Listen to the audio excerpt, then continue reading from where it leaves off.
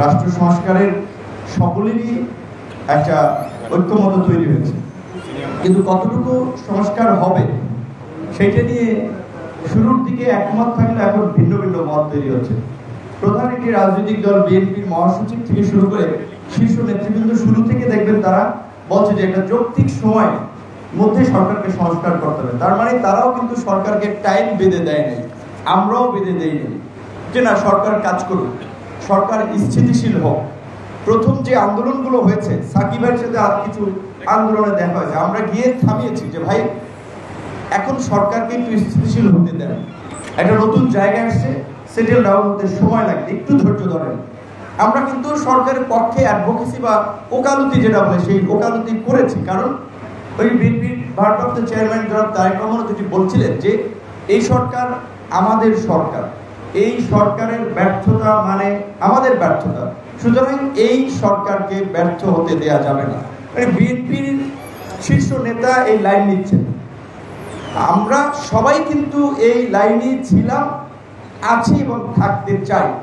সেই জায়গা থেকে আমাদের একটু ভাবতে হয় যে সরকারের সমালোচনা আমরা করতে পারি, অনেক কাজ সরকারকে যদি আমরা এই টেবিলে যারা আছি যদি বলি যে এটা হবে না, সরকারের দুঃসাহস নাই সেটা করার, আমাদের সেই সক্ষমতা আছে, আমাদের কথা শুনতে সরকার বাধ্য।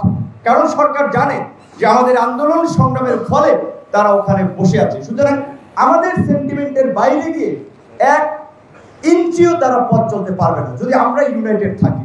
এখন প্রশ্ন হচ্ছে আমরা আমাদের জায়গায় ইউনাইটেড আছি কিনা। ওই যে কেউ সংখ্যানুপাতিক নির্বাচনের কথা আমরা বলছি, আবার মেজর পলিটিক্যাল পার্টির মধ্যে কেউ কেউ বলছে না সেটা হবে না।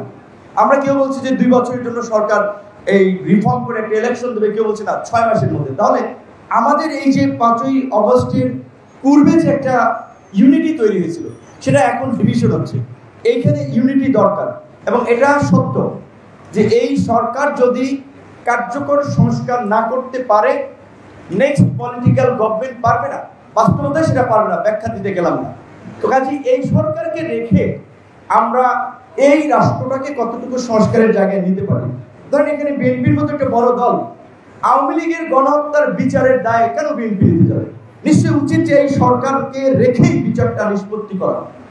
গণঅভ্যুত্থান পরবর্তী এই সরকার ঝোলাক ফাঁসিতে, তারা তো নিরীহ মানুষকে ফাঁসিতে ঝুলেছে, আর তাদেরকে ফাঁসিতে ঝোলানো উচিত, তারা অনেক নিরীহ মানুষকে হত্যা করেছে এই জন্য। কিন্তু দুঃখজনক আজকে 3 মাস 4 মাস যায় নাই